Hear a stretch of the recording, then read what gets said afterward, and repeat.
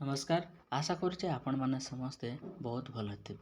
तो आज आपण मान गोटे बहुत बड़ अपडेट आसी जाइए RI Amin SFS JA BOW ARI ICDS supervisor vacancy out हो जाइए आपण मानकर ओ ट्रिपल एसी तरफ आपण मान प्रत्येक डिस्ट्रिक्ट तरफ आसी।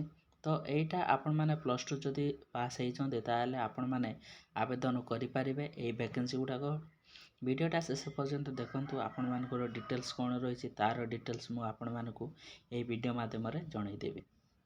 तो प्रथम नोटिफिकेशनटा आपण मानकर Odisha subordinate staff selection commission तरफ आसी जहाँकि आरआई आईसीडीएस सुपरवाइजर बीओडब्ल्यू जेए एआरआई आमीन एवं एसएफएस वैकेंसी तार डिटेल्स आपण मान ऑनलाइन रजिस्ट्रेशन आज स्टार्ट हो 29/12/2025 रु 21/8/2024 पर्यंत लास्ट डेट रही। यार खूब शीघ्र आपण मैंने ओ ट्रिपल एसी गवर्नमेंट वेबसाइट रे आवेदन करने स्टार्ट करदे। भाया आपण मानकर फॉरेस्टर फॉरेस्ट गार्ड एवं एक्सरसाइजेबल कांस्टेबल आपण मानकर 30/12/2025 रु स्टार्ट है लास्ट डेट 22/1/2024 पर्यंत आपण माने आवेदन करने स्टार्ट करेंगे। तो यार एसओपी एपर्यंत रिलीज है जितेबाला रिलीज हम से आपण मानक खूब शीघ्र जन दिज्व से पर्यंत आपण मैंने चैनल को सब्सक्राइब कर रखु जितेबाला नोटिफिकेशन आसो से आपण मानक अपडेट कर दिज्व।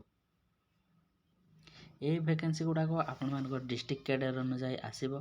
तो आपण मानकर प्रत्येक डिस्ट्रिक्ट प्रत्येक आपण मानकर जो भी कैटेगरी था से कैटेगरी अनुसार डिवाइड होगी आसब। तो खूब शीघ्र आपण मानकर ओ ट्रिपल एसी गवर्नमेंट वेबसाइट रू आपण माने आवेदन करने स्टार्ट करेंगे। तो जदि आवेदन ऑनलाइन खूब शीघ्र आपण मानक देखा पाइबे यार ऑनलाइन आवेदन प्रोसेस स्टार्ट हो। रोचे धन्यवाद। जय जगन्नाथ।